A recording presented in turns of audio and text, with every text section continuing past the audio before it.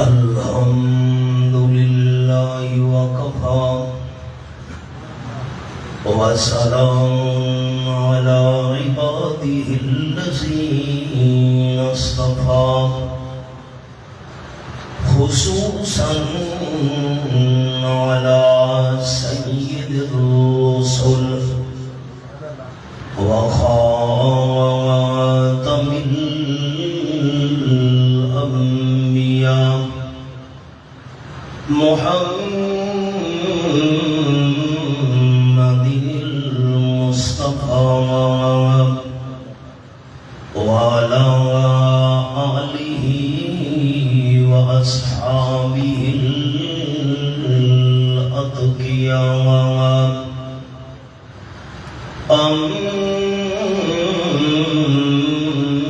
أما بعد فأعوذ بالله من الشيطان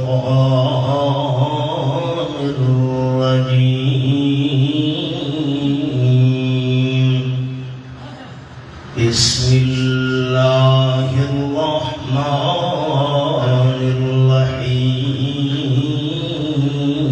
الرحيم ألف لام ميم ذلك الكتاب لا ريب فيه هدى للمتقين سبحان ربك رب العزة عما يصفون وسلام على المرسلين والحمد لله رب العالمين إن الله وملائكته يصلون على النبي يا أيها الذين آمنوا صلوا عليه وسلموا تسليما اللهم صل على محمد وعلى آل محمد كما صليت على إبراهيم وعلى آل إبراهيم إنك حميد مجيد اللهم بارك على محمد وعلى آل محمد كما باركت على إبراهيم وعلى آل إبراهيم إنك حميد مجيد قابل صدر احترام ذی قدر علماء کرام ذی وقار سامعین بزرگوں بھائیوں دوستوں عزیز ساتھیوں اجالے اپنی یادوں کے ہمارے ساتھ رہنے دو اجالے اپنی یادوں کے ہمارے ساتھ رہنے دو نہ جانے کس گلی میں زندگی کی شام ہو جائے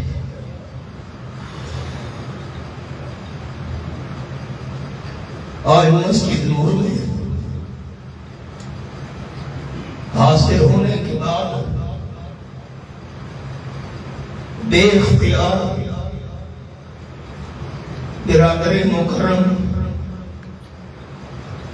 حضرت مولانا قاری عبدالرشید صاحب رحمہ اللہ یاد آئے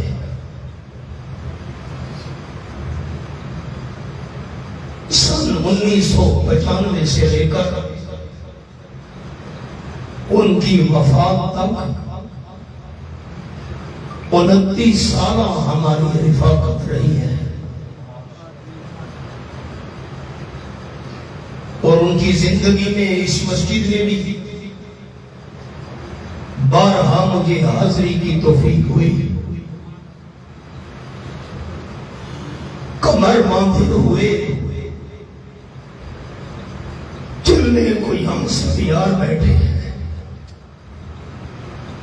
کمر باندھے ہوئے چلنے کوئی ہم سب یار بیٹھے ہیں، بہت آگے گئے باقی جو ہیں تیار بیٹھے ہیں۔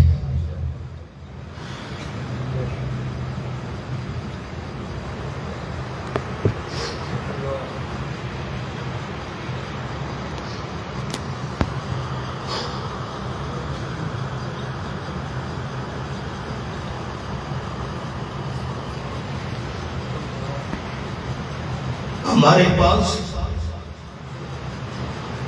حضرت قاری صاحب کے لیے مغفرت کی دعاؤں کے علاوہ اور کوئی سرمایہ نہیں۔ جو کچھ انہوں نے اس مسجد میں قرآن و سنت کی خدمت کی ہے، اللہ ان کے لیے صدقہ جاریہ اور بخشش کا ذریعہ بنا۔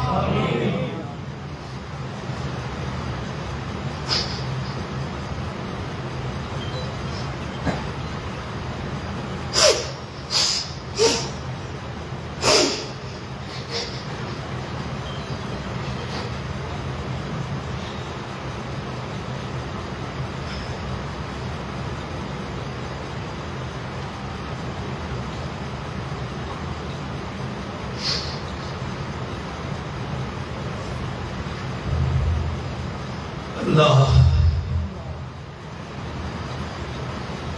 حضرت قاری صاحب کی رحلت کے بعد پھر اللہ کریم نے نوجوان عالم دین حضرت مولانا حمزہ ندیم صاحب کی شکل میں آپ کو ایک خوبصورت موتی عطا کیا ہے۔ ذالک فضل اللہ یؤتیہ من یشاء۔ انہوں نے تسلسل کے ساتھ قرآن مجید کے درس کا آغاز کیا۔ سورۃ البقرہ مکمل ہو چکی ہے اور مجھ نالائق کو حکم دیا کہ میں اس موقع پر آ کر آپ کے سامنے اس سورت کا خلاصہ عرض کروں۔ سچی بات ہے، یہاں بیٹھ کر اور پہنچ کر حضرت قاری عبدالرشید صاحب کو یاد کر کے میرا دل بڑا دکھی ہے۔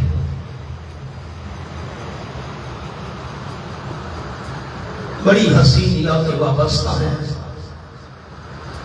میں کیا عرض کروں، بہت زیادہ غم اور دکھ کی کیفیت مجھ میں تھا۔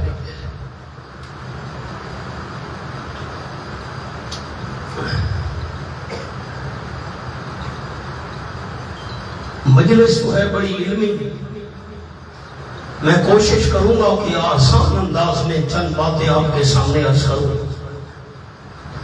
اس سورت کا نام ہے سورۃ البقرہ۔ بقرہ کہتے ہیں گائے کو۔ اس سورت کا نام اس لیے سورۃ البقرہ ہے، اللہ نے اس سورت کے اندر گائے کا ایک چھوٹا سا قصہ بیان کیا ہے۔ دوسری بات، رئیس المفسرین سند المحدثین حضرت مولانا حسین علی رحمت اللہ علیہ قرآن مجید کی تمام سورتوں کا آپس میں تعلق بیان فرمایا کرتے تھے۔ 114 سورتوں کے ناموں کا بھی آپس میں تعلق ہے اور 114 سورتوں کے مضامین کا بھی آپس میں تعلق ہے۔ میں بڑے آسان الفاظ عرض کر رہا ہوں۔ پچھلی سورت کا نام ہے سورۃ الفاتحہ، اس سورت کا نام ہے سورۃ البقرہ، گائے والی سورت۔ اب آپس میں تعلق کیا ہے؟ اب ذرا قرآن پاک کا نسخہ دیکھیے، میں تلاوت کرتا ہوں سورۃ فاتحہ میں سے۔ فرمایا بسم اللہ الرحمن الرحیم، ایاک نعبد اے اللہ ہم تیری ہی عبادت کرتے ہیں اور تیری ہی عبادت کرتے رہیں گے۔ اگلی سورت کا نام سورت البقرہ۔ ہم نے اللہ سے وعدہ کیا لا نعبد البقرہ کما عبدت الیہود، جیسے یہودیوں نے بکرا گائے کی عبادت کی، ہم گائے کی عبادت نہیں کریں گے بلکہ ایاک نعبد، صرف تیری ہی عبادت کریں گے۔ اگلی سورت دیکھیے، کوئی صفحہ کھول لیں، سورت آل عمران۔ سورت کا نام آل عمران۔ ہم نے اللہ سے وعدہ کیا لا نعبد آل عمران کما عبدت النصارى، جیسے عیسائیوں نے آل عمران کی عبادت کی، ہم آل عمران کی عبادت نہیں کریں گے بلکہ ایاک نعبد، صرف تیری ہی عبادت کریں گے۔ اگلی سورت کا نام سورت النساء۔ کوئی صفحہ کھولنے آپ۔ سورت النساء۔ نساء کا معنی عورتیں۔ ہم نے وعدہ کیا اللہ ثم نؤدی بعد ذلک حقوق النساء، صرف تیری ہی عبادت کریں گے، یہودیوں کی طرح بکرا گائے کی عبادت نہیں کریں گے، عیسائیوں کی طرح آل عمران کی عبادت نہیں کریں گے۔ اس کے بعد النساء، نساء کا معنی عورتیں، جتنی بھی عورتیں ہیں تمام کے حقوق بھی ضرور ادا کریں گے۔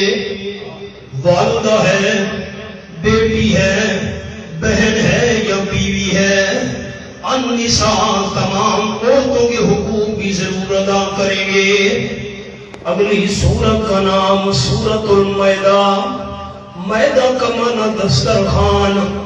اے اللہ جب ہم تیری ہی عبادت کریں گے، بکرا گائے اور آل عمران کی عبادت نہیں کریں گے، النساء تمام عورتوں کے حق بھی ادا کریں گے۔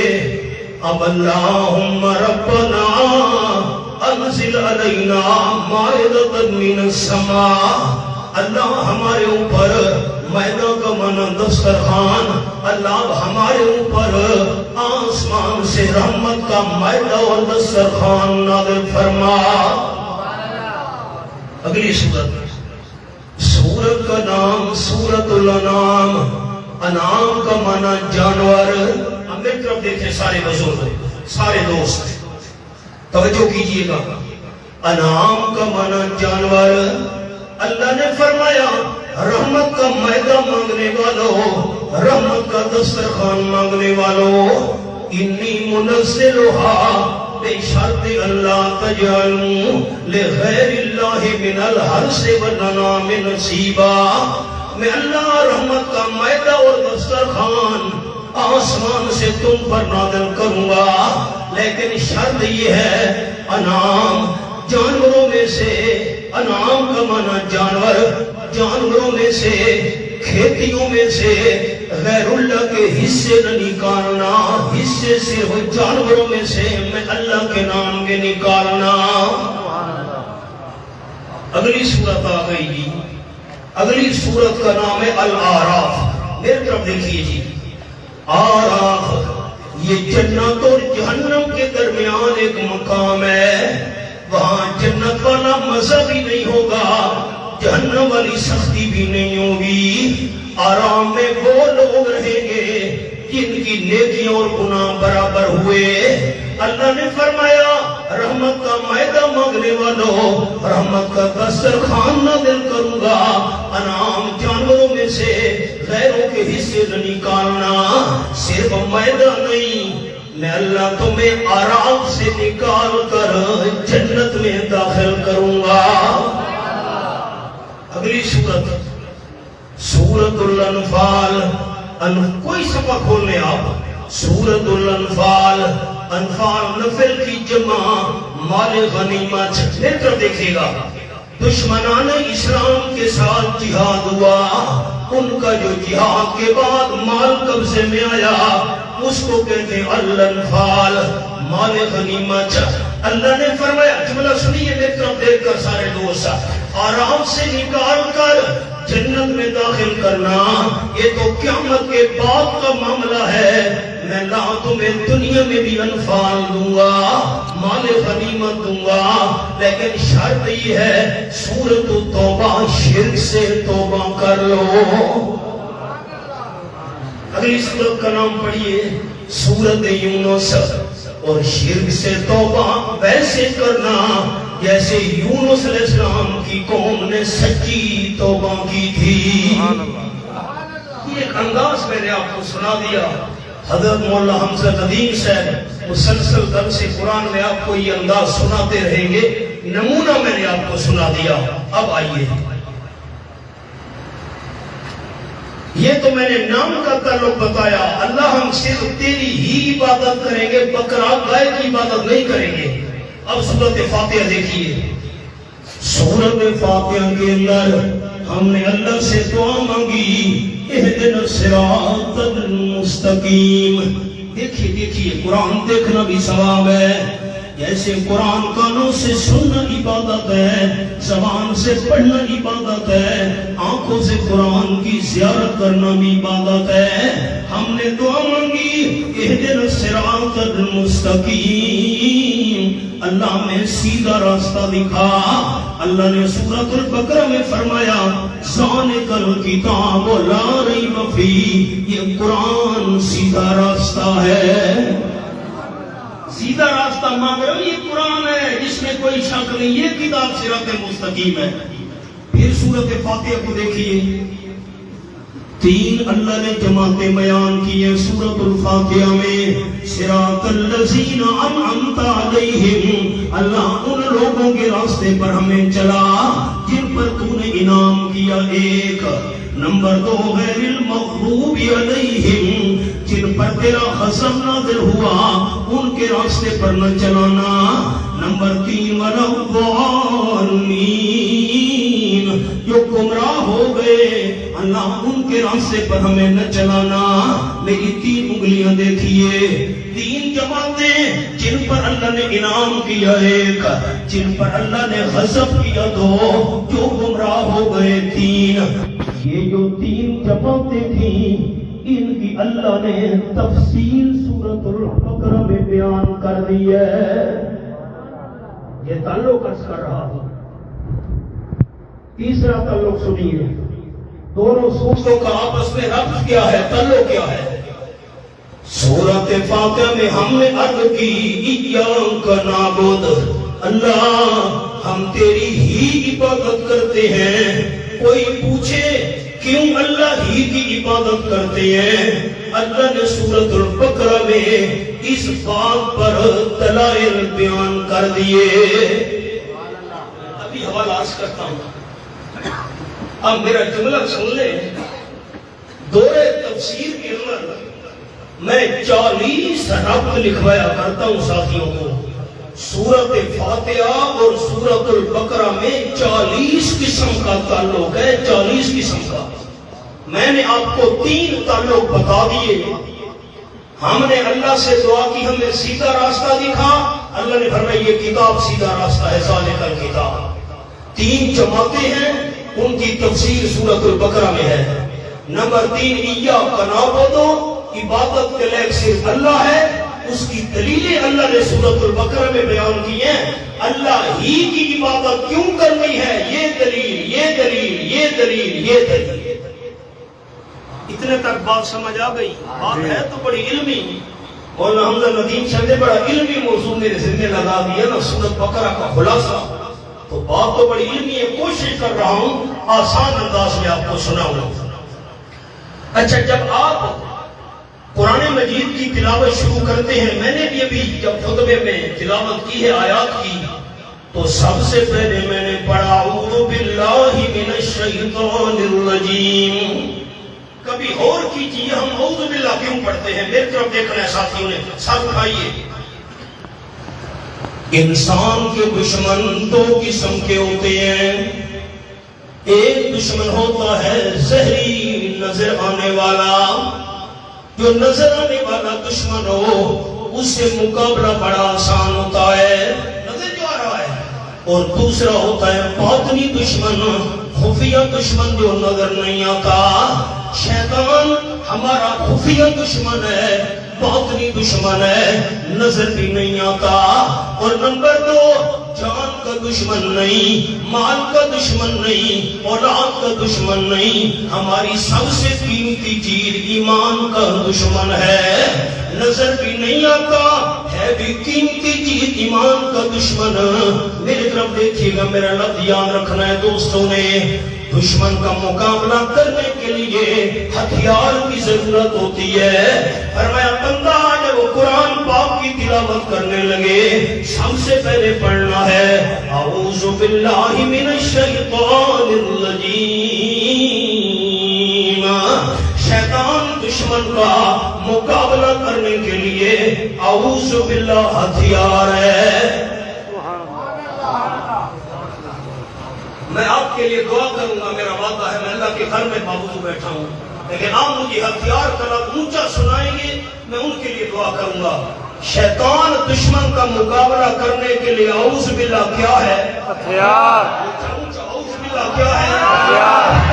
اعوذ باللہ کیا ہے؟ ہتھیار۔ اگلا جملہ دیکھنا میری طرف، ہم نے اعوذ باللہ پڑھی، ہتھیار دکھایا، شیطان بھاگ گیا۔ ہو سکتا ہے حملہ کرنے کے لیے دوبارہ شیطان قریب آ جائے۔ فرمایا بندہ اب پڑھ بسم اللہ الرحمن الرحیم۔ شیطان کا مقابلہ کرنے کے لیے اعوذ باللہ ہتھیار ہے، اور بسم اللہ اللہ کی رحمت کی دیوار ہے۔ سبحان اللہ۔ کے اندر آ گئے ہو، اب شیطان حملہ نہیں کر سکتا۔ قرآن پڑھتے جاؤ، نیکیوں سے جھولی بھرتے جاؤ۔ لوگ سمجھ آ گیا؟ 2 لفظ یاد رکھیے گا، میری زندگی کا کوئی پتہ نہیں، قاری شیخ چلے گئے، ہم نے بھی چلا جانا ہے۔ اعوذ باللہ ہتھیار ہے، اور بسم اللہ اللہ کی رحمت کی دیوار ہے۔ دیکھیے اب سورۃ البقرہ، الف لام میم۔ میں اس کی فضیلت بھی آپ کو بتا دوں، میری طرف دیکھیے گا، مضمون تو بڑا لمبا ہے، اور ہم تو صرف اس وقت پوری رات چاہیے، چند اشارے آپ کو سناتا جاتا ہوں۔ آپ صلی اللہ علیہ وسلم نے فرمایا من قرأ حرفا من کتاب اللہ فلہ بہ حسنہ والحسنۃ بعشر امثالها او کما قال النبی صلی اللہ علیہ وسلم۔ جو بندہ قرآن پاک کے ایک حرف کی تلاوت کرے، اللہ اسے 10 نیکیاں عطا کرتا ہے۔ آپ صلی اللہ علیہ وسلم نے مثال دی ہے، الف لام میم، ایک حرف نہیں، الف الگ ہے، لام الگ ہے، میم الگ ہے۔ امام الانبیاء صلی اللہ علیہ وسلم سمجھا گئے، بندہ قرآن پاک کی تلاوت کرے، الف لام میم، اللہ اسے 30 نیکیاں عطا کر دیتا ہے۔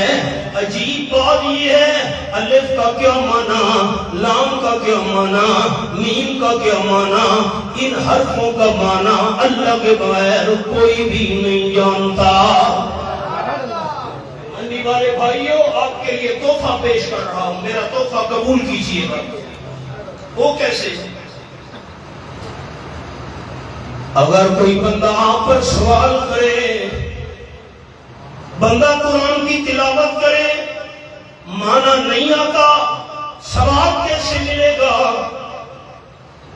سوال تو سنیں، بندہ قرآن کی تلاوت کرے، معنی نہیں آتا، پھر ثواب سے محروم ہے نا۔ آمنہ گلان صلی اللہ علیہ وسلم نے مثال الف لام میم کی دیے ثواب کے لیے، جن حرفوں کا معنی اللہ کے بغیر کوئی نہیں جانتا۔ تاجدار مدینہ صلی اللہ علیہ وسلم سمجھا گئے، بندہ قرآن پاک کی تلاوت کرے، الف لام میم، مانا بندے کو نبی آئے، اللہ ثواب سے پھر بھی دامن بھر دیتا ہے۔ ٹھیک ہو گیا؟ اگلا جملہ یہ نسخہ ہے قرآن پاک کا. قرآن پاک کے حرفوں کی تعداد 3 لاکھ سے بھی زیادہ ہے. جو بندہ ایک بار پورے قرآن پاک کی تلاوت کرے اللہ اسے 30 لاکھ سے بھی زیادہ نیکیاں عطا کر دیتا ہے. اگلی بات، اور بندہ قرآن پاک کو سمجھے. مولانا حمزہ ندیم صاحب، قاری صاحب، مفتی عبدالواحد صاحب رحمۃ اللہ علیہ، یہ جو درس قرآن کا سلسلہ آپ کی مسجد میں جاری ہے، اس محنت کا مقصد ہے قرآن سیکھنا اور سکھانا. میرا جملہ غور سے سنیے گا. 2 باتیں عرض کرتا ہوں.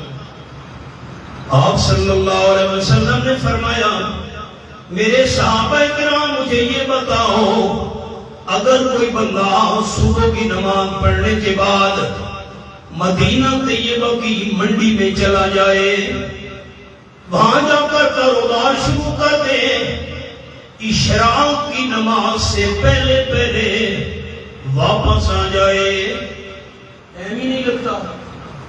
جب فجر کا وقت ختم ہوتا ہے تقریباً 10-12 منٹ کے بعد اشراق کا وقت شروع ہو جاتا ہے. 15 منٹ کہہ رہا ہوں مثال کے لیے، مثال بات سے کاری سے 15 منٹ.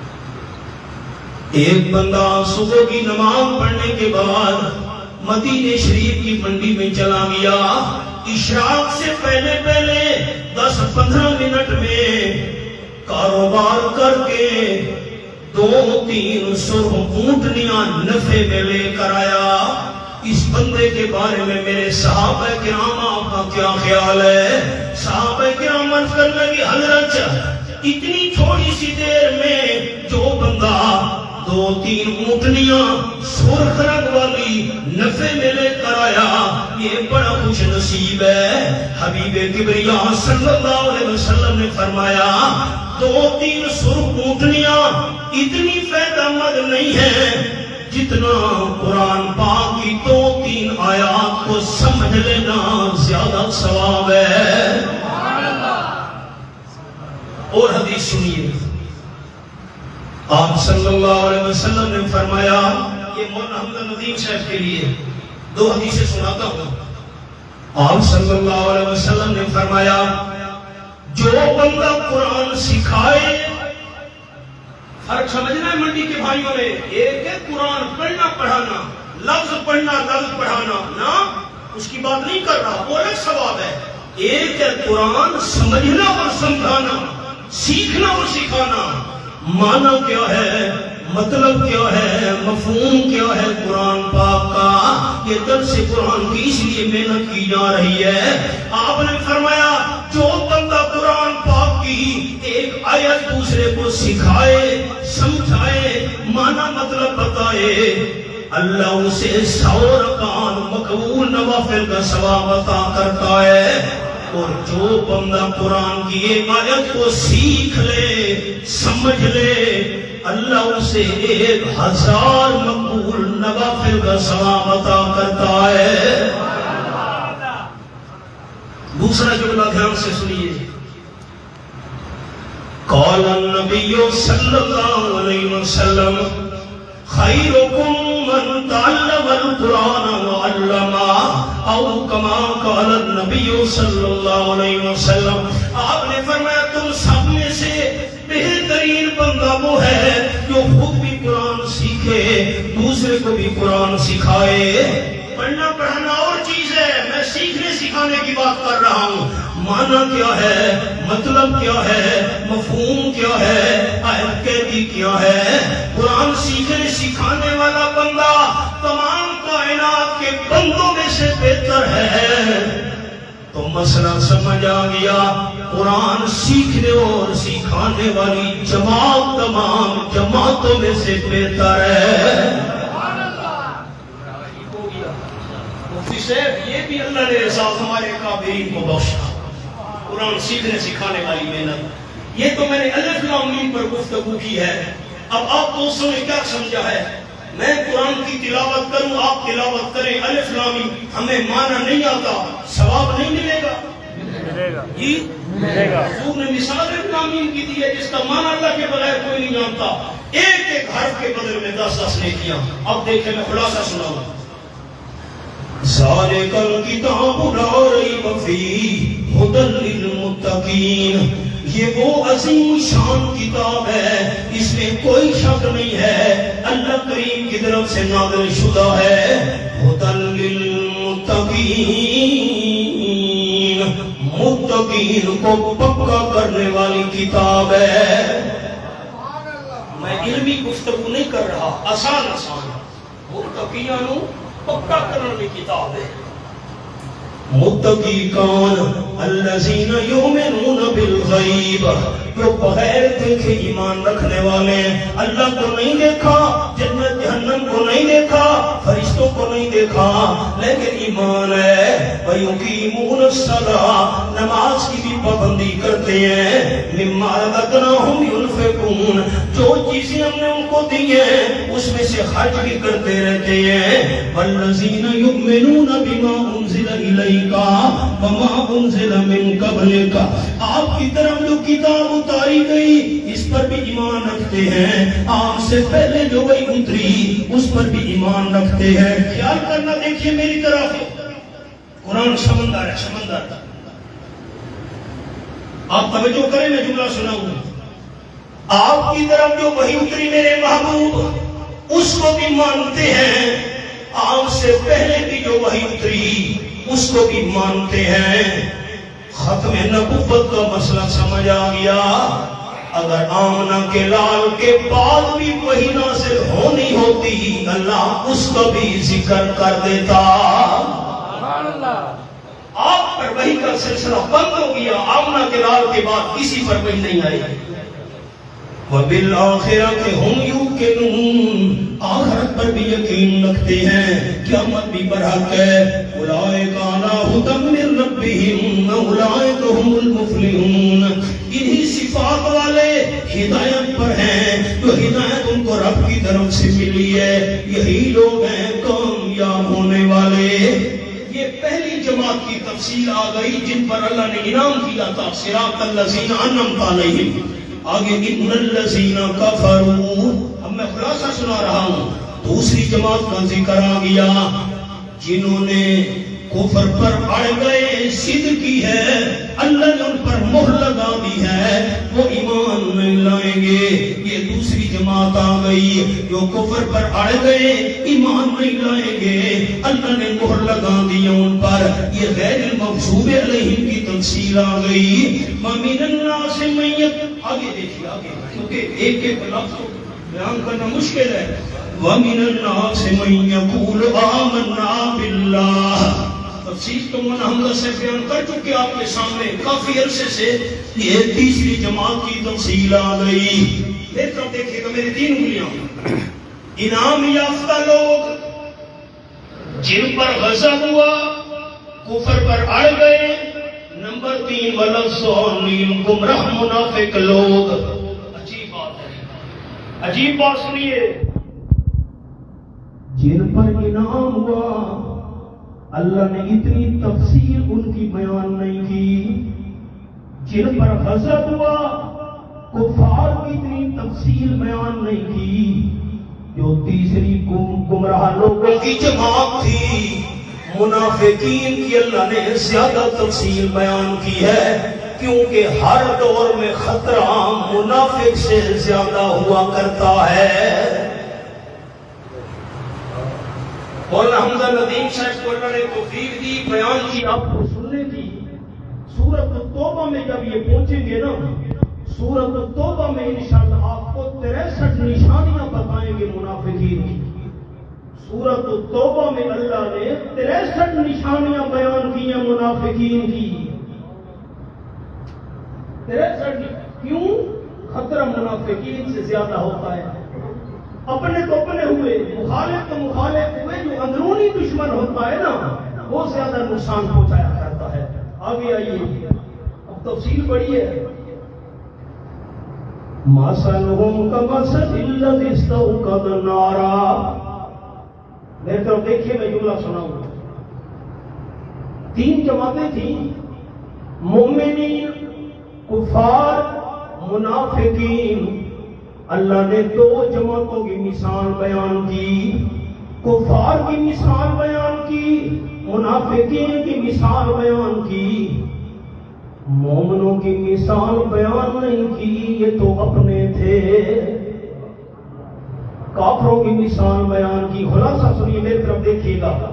اللہ نے فرمایا ایک بندہ آگ جلائے، آس پاس روشنی ہو جائے، دور والے آئیں روشنی سے فائدہ اٹھا جائیں، اور جو قریب بیٹھے ہیں اللہ ان کی نظر لے جائے، نگاہ ختم ہو جائے، وہ کیسے فائدہ اٹھائیں گے؟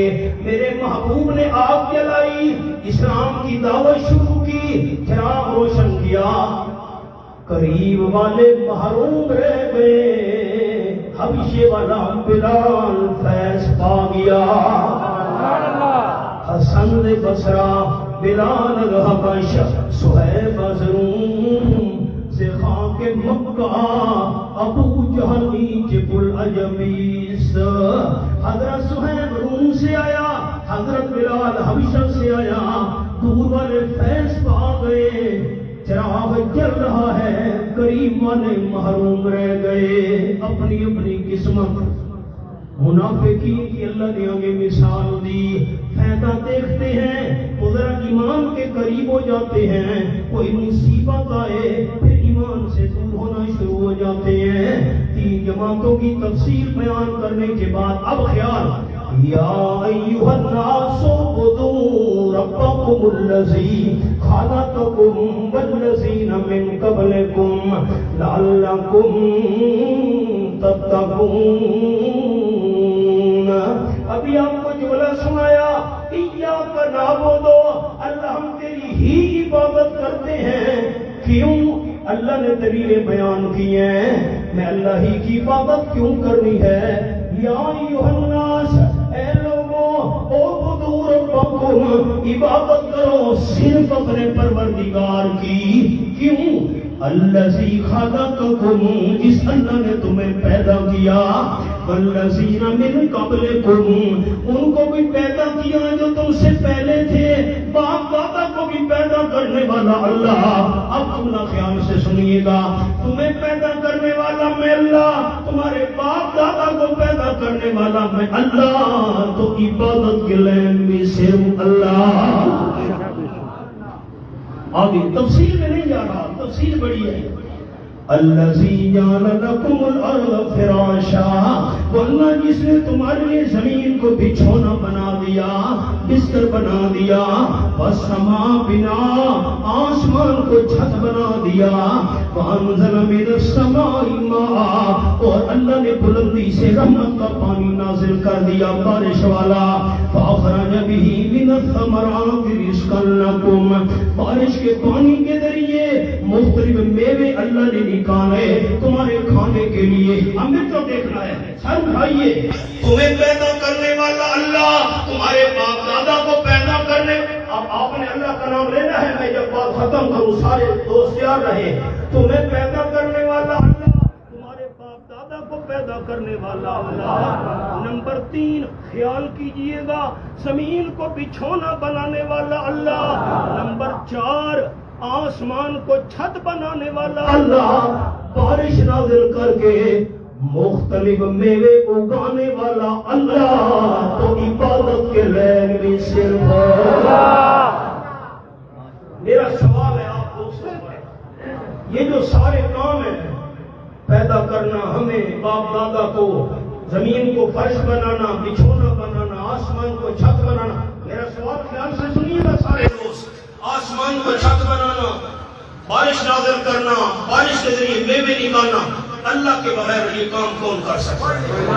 نہیں، ایسا میں نہیں سننا چاہتا، کوئی نہیں، یہ کام اللہ کے بغیر کون کر سکتا ہے؟ کوئی نہیں۔ اگر یہ کام اللہ کے بغیر کوئی نہیں کر سکتا تو عبادت کے لیے بھی اللہ کے بغیر کوئی ہو سکتا نہیں۔ اللہ نے 4 بار اس سورت میں مسئلہ توحید کو بیان کیا۔ میری انگلیاں دیکھیے 4۔ کوئی آپ سے پوچھے سورۃ البقرہ کا خلاصہ کیا ہے؟ سورۃ البقرہ کا خلاصہ ہے 4 مضمون: توحید، رسالت، جہاد انفاق، جہاد کہتے ہیں جان قربان کرنے کو، اور بندہ جان قربان نہیں کر سکتا جب تک مال قربان کرنے کی عادت نہ ہو۔ انفاق کہتے ہیں اللہ کی راہ میں مال خرچ کرنا۔ یہ میری 4 انگلیاں۔ سورۃ البقرہ کے اندر اللہ نے کتنے مضمون بیان کیے؟ 4۔ توحید، رسالت، جہاد، انفاق، اور 4 دفعہ اللہ نے مسئلہ توحید کا ذکر کیا ہے۔ ایک یہ مقام ہے، اعبدوا ربکم، عبادت صرف اللہ کریم کی کرو، غیبانہ پکار صرف اللہ کریم کی کرو، غیبانہ پکار بھی عبادت ہے۔ دوسرا فرق ہوئی ہے ساتھی، دوسرا فرق ہو ہے، تفصیل بڑی ہے، اب کیا کریں۔ یہ میرے پاس صفحہ 31 ہے، میرے پاس صفحہ 31 ہے، یہاں انداز دیکھیے، یہ آیت نمبر 162 کے بعد 163 ہے۔ وَإِلَٰهُكُمْ إِلَٰهٌ وَاحِدٌ، مل گیا دوستوں کو؟ وَإِلَٰهُكُمْ إِلَٰهٌ وَاحِدٌ، یہ دوسری بات ہے سورۃ البقرہ میں، دوسری بات توحید کا ذکر۔ وَإِلَٰهُكُمْ إِلَٰهٌ وَاحِدٌ، تمہارا معبود ایک معبود ہے، لا الہ الا ہو، اللہ کے بغیر کوئی بھی عبادت کے لائق نہیں، هو الرحمن الرحیم۔ اللہ کیوں الہ ہے؟ اللہ کے بغیر کوئی الہ نہیں ہے، اس لیے کہ سب سے بڑا مہربان اللہ، نہایت رحم کرنے والا صرف اللہ، تو عبادت کے لائق صرف اللہ۔ میری طرف دیکھیے، میں جملہ سناؤں، نیچے نہیں دیکھنا، مہربانی آپ کی۔ آپ کے دور میں جو مخالفین تھے،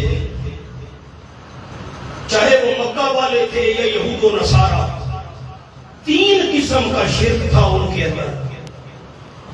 کون سا جملہ عرض کیا؟ سبق یاد کا نہیں، وہ سبق ہے نہیں، تقریر نہیں ہے۔ حضرت مفتی صاحب کو اللہ نے بڑی صلاحیت دی ہے، میں بڑا خوش ہو رہا تھا، بیان فرما کے آپ کے سامنے حضرت نے تقریر کی ہے، میں تو سبق پڑھا رہا ہوں۔ ان کے اندر 3 قسم کا شرک تھا۔ آپ کے دور کے جو مخالفین تھے، ایک شرک غیبانہ پکار اور عبادت کیا کرتے تھے غیروں کی۔ اب میں آپ کو 3 دربار دکھا دوں، یہاں آپ ہاتھ رکھے نا، یہ تو سبق ہے، 27واں پارہ کھولیں۔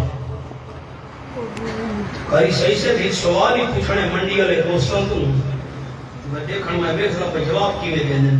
یہ میرے پاس صفحہ ہے 633 33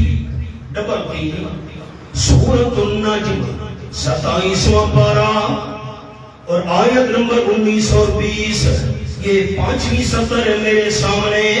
أَفَرَأَيْتُمُ اللَّاتَ وَالْعُزَّىٰ وَمَنَاةَ الثَّالِثَةَ الْأُخْرَىٰ، آپ صلی اللہ علیہ وسلم کے مخالفین کے 3 بڑے دربار تھے۔ کتنے دربار بڑے؟ بابلات کا دربار ایک، یہ نام لکھا ہوئے سامنے آپ کے، افرأیتم اللات، بابلات کا دربار ایک، والعزیٰ، عزیٰ فقیرنی کا دربار 2، ومنات الثالثۃ الاخریٰ، باب منات کا دربار 3، بابلات کا دربار، باب منات کا دربار، عزیٰ فقیرنی کا دربار، یہ 3 بڑے دربار تھے۔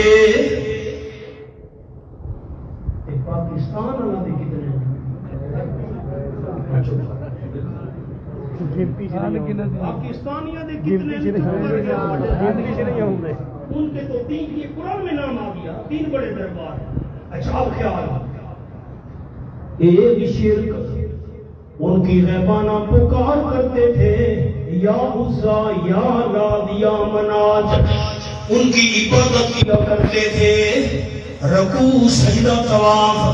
نمبر 2 خیال رکھ کر دیکھیے گا، نمبر 2 ان کے نام کی نظر و نیاز دیا کرتے تھے۔ اللہ نے سورۃ البقرہ میں دوسرے مقام پر اس کی نفی فرمائی ہے، وَإِلَٰهُكُمْ الہ واحد لا الہ الا هو الرحمن الرحیم. نظر و نیاز منت منوتی کے لائق اللہ کے بغیر کوئی نہیں ہے. اب میں آپ کو اگلی آیات کا خلاصہ ایک جملے میں سنو. میری طرف دیکھیں. تین چیزیں دنیا میں یا تو ہیں جانور گائے بھینس بکری وغیرہ وغیرہ. نمبر دو یا ہے زمین کی پیداوار. گندوں میں جو جوار چاول ہیں یہ میوے ہیں یہ فروٹ ہے زمین کی پیداوار. اور تیسری چیز ہے نقد رقم. اللہ نے اگلی آیات کے اندر یہی تین چیزیں بیان کی ہیں.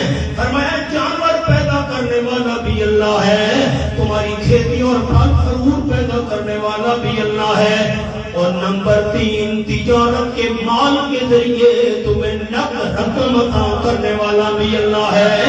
اگر جانور پیدا کرنے والا اللہ, تمہاری زمین کی پیداوار بنانے والا اللہ, تجارت کے ذریعے تمہیں پیسے اور مال عطا کرنے والا اللہ, ان تین چیزوں میں سے منت منوتی نظر و نیاز کے لئے بھی صرف اللہ. خلاصہ سنا دیا. تیسرے پارے پڑھائیں گی پہلا صفحہ. تیسرا پارہ پہلا صفحہ. مولانا حمزہ صاحب مضمون بڑا لمبا ہے کہ کوئی مجبوری ہے. اچھا آپ کو یہ بتا دوں کہ سورۃ البقرہ کا نام ہے فسطاط القرآن. فسطاط عربی میں کہتے ہیں خیمے کو. جس طرح خیمے نے اپنے نیچے بیٹھنے والوں کو گھیرا ہوتا ہے, سورۃ البقرہ نے بھی قرآن کے سارے مضامین کو گھیرا ہوا ہے. طلاق کے مسئلے, عدت کے مسئلے, رضاعت کے مسئلے. اچھا جو بندہ فوت ہو گیا اس کی بیوی کیسے عدت گزارے گی, طلاق مل گئی وہ عورت کیسے عدت گزارے گی, قتل کی سزا کیا ہے, قسم کا طریقہ کیا, یہ سارے مضمون اللہ کریم نے ایک. اچھا قرضہ لینا ہے, لکھ پڑھ کیسے کرنی ہے, سود استعمال نہیں کرنا, سود کا کاروبار, سارے مسئلے سورۃ البقرہ. 2.25 پارے ہیں. اب تیسرا پارہ پہلا صفحہ. پھر میری انگلیاں دیکھیں سارے ساتھی, سر اٹھائیے گا. نمبر 1 شرک. غیبانہ پکار کرتے تھے بابا نام بابا منات دا فقیر نہیں کی, ان کی عبادت کرتے تھے, نظر منت منوتی نظر و نیاز. 2 قسم کا شرک. اور تیسرا کہتے تھے بادشاہ ہم گنہگار ہیں, اللہ ہماری سنتا نہیں. بابا نام بابا منان خدا فقیر نہیں کی, اللہ موڑتا نہیں. بادشاہ انہاں محنتاں کیتیاں ہوئیں, مطلب میری سرح کی بھی سمجھ آئی, انہاں بڑیاں محنتاں کیتیاں ہوئیں بادشاہ, اسی تے گنہگار ہوئے. اللہ ہماری سنتا نہیں, ان کی موڑتا نہیں. اللہ نے اس عقیدے کی تردید آیت الکرسی میں کی ہے. اب دیکھیے پہلا صفحہ تیسرا پارہ. اللہ لا الہ الا ہو, اللہ کے بغیر کوئی بھی الہ نہیں ہے, بغیر واسطے وسیلے اور سفارشوں کے سن کر ہر کام کرنے والا صرف اللہ ہے. اب ساری ایت الکرسی تو نہیں کر سکتا, صرف ایک جملہ اسی کے اندر, من ذی یشفع عنده الا باذنہ. تم کہتے ہو بابا لال بابا منا خدا فقیر نہیں, اللہ ہماری سنتا نہیں, ان کی بات موڑتا نہیں. یہ اللہ کے پیارے ہیں.